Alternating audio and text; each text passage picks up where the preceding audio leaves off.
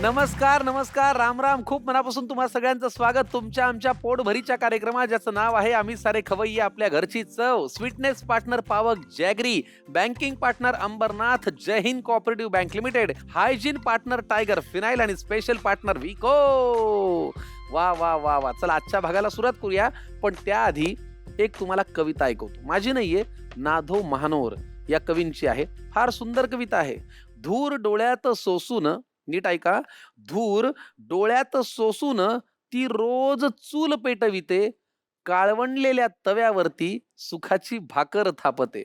तिच्या आंबाड्याला येतो मातीचाच ग सुवास, तिच्या आंबाड्याला येतो मातीचाच ग सुवास, तिच्या कष्टानेच भागे साऱ्या घराची ग भूक.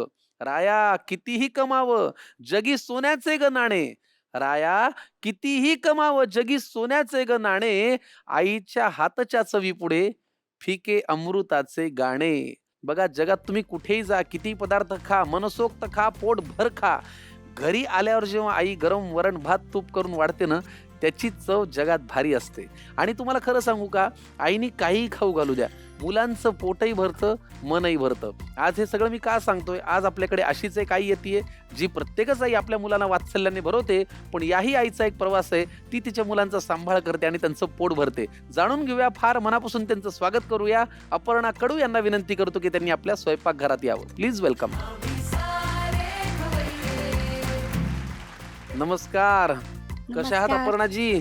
मस्त एकदम. वा, चला गप्पा मारूया हो आणि मग स्वयंपाकघरात जाऊया. हो नक्की. स्वयंपाकाची आवड आहे? हो खूपच. लहानपणापासून आहे? लहानापासून. हो का? कोण कोण असतं घरी? घरी असते आई वडील आणि मी आणि माझी मुलगी. तुमची मुलगी हा. किती वर्षांची? 13. 13 वर्षांची. तिचं नाव काय? गार्गी कडू. बर. तुम्ही जॉब करता? जॉब नाही, घरातूनच म्हणजे व्यवसाय आहे आपला छोटासा.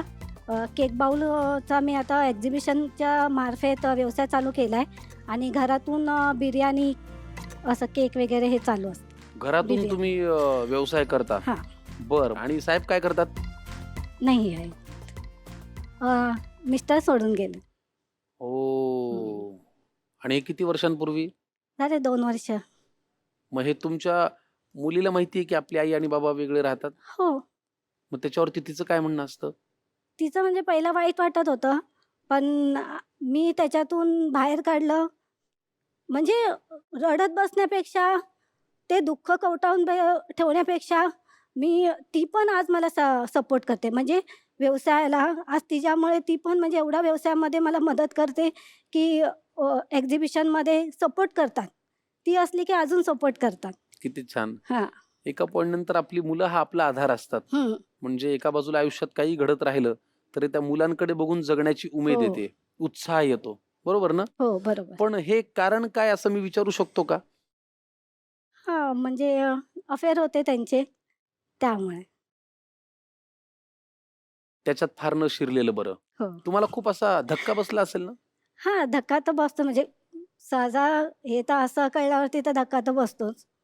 पण मग तुम्हाला असं आपल्याला कोणीतरी फसवलं ही भावना फार त्रास देते. त्रास तर खूप झाला, पण मुलीकडे बघून आपला त्रास म्हणजे मुलीपेक्षा तो त्रास मोठा नाही. तिच्याकडे बघून मी माझं दुःख हे करून तिला आयुष्यात पुढे कसं वाढवता येईल याकडे लक्ष दिलं. अच्छा. पण बाबा आहेत कुठे? ते काय करतायत? ते घरी कधी येणार? हा एक प्रश्न तर पडतोच ना. मग ह्या प्रश्नाला तुम्ही कसं टॅकल करता? प्रश्न पडतो, पण तो प्रश्न मी तिला येऊच देत नाही सध्या तरी, जोपर्यंत कळत नाहीये. पण एक आईला असतं, की आई दोन्ही कर्तव्य करू शकते. हा, वडिलांचंही बापरे! कर्तव्य करू शकते. काय माहिती का? ह्याच्यात 2-3 गोष्टी आहेत अपर्णाताई. हं. कुणीतरी आपल्याला फसवलंय. आपल्या आपल्या जवळच्या पहिल्या माणसाने आपल्याला फसवलंय. हं.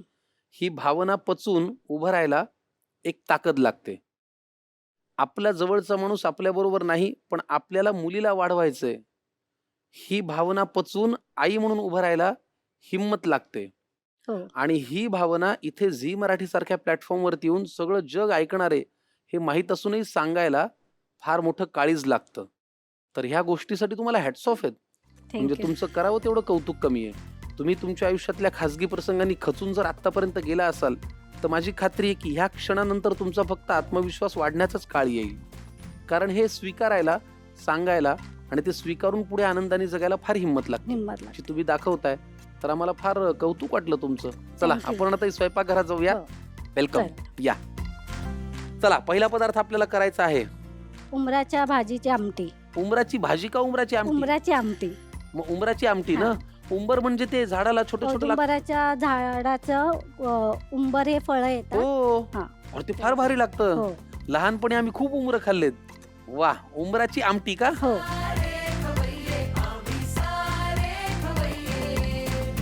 चला आपण आता ही उंबराची आमटी करायची आहे. लागणारं साहित्य सांगा. साहित्य आहे उंबर वाफवलेले आहेत, हम्म.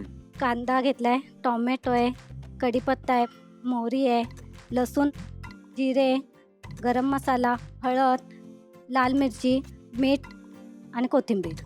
वा, फारच छान. हे उंबर काय अख्खं वाफवून घेतलंय का चिरून वाफवलंय? अख्खं वाफवून घेतलंय आणि मग त्याच्या फोडी केल्या. आणि मग त्याच्या फोडी केलेल्या आहेत. अरे वा, छान सुगंध येतोय. अगदी कच्चे उंबर घेतले होते का? कच्चे. हो, कवळी कच्चे उंबर आहे. हा. पहिल्यांदा काय करूया? दगड गरम करायला ठेवूया. दगड हा. गरम करायला? हो. ह्याला दगडाची फोडणी द्यायची. कशाला? पूर्वी कोकणामध्ये नदीतून दगड आणले जायचे तळातून हम्म. आणि ती फोडणी अशासाठी असायची की पावसाळा आणि थंडीमध्ये लोक ह्याची फोडणी दिल्याने लोक शेतामध्ये जेवण घेऊन जायचे. आमटी ह्याच्या आमटीसाठी फोडणी करतात. तर ती जास्त वेळ त्यांचं जेवण होण्याचा जो टाईम यायचा तोपर्यंत हे गरम राहायची आमटी. त्यासाठी हा दगड यूज केला जायचा आणि त्याची एक टेस्ट पण वेगळी येते. अच्छा, मला वाटलं खाणाऱ्याने कौतुक नाही केलं तर. नाही ना. ठीक आहे. नाही, ह्या दगडाच्या फोडणीला तिटकारीची फोडणी बोलतात. तितकारी? हा, तिटकारी. याची फोडणी करायची? हो. बर, पहिल्यांदा काय करायचंय? पहिल्याला आपण गरम करायला ठेवूया. दगडाला? हो. गॅसवर? हो. दगड गरम होईपर्यंत काय आहे? आपण आता कढई ठेवूया. बर. गॅस लावून घेऊ? हो.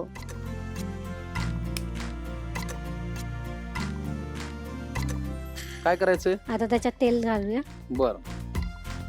थोडं. पुरे का बस, तेल? पुरे. हा.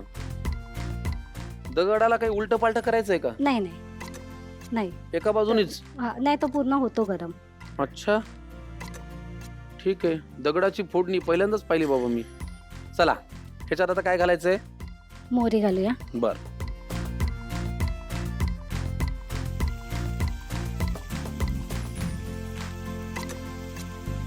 जिरे. हा दगड फुटणार नाही ना? नाही, फुटत नाही. पूर्वी ते चुलीमध्ये ठेवायची. कढीपत्ता आता आपण टाकलाय. कांदा घालूया. दगडाला भाजण्यापूर्वी काही तेल वगैरे लावायचं नाही? नाही. फोडणी दिल्याने त्याच्या आमटीला जी चव येते ना, हा. खूप छान चव येते. वा,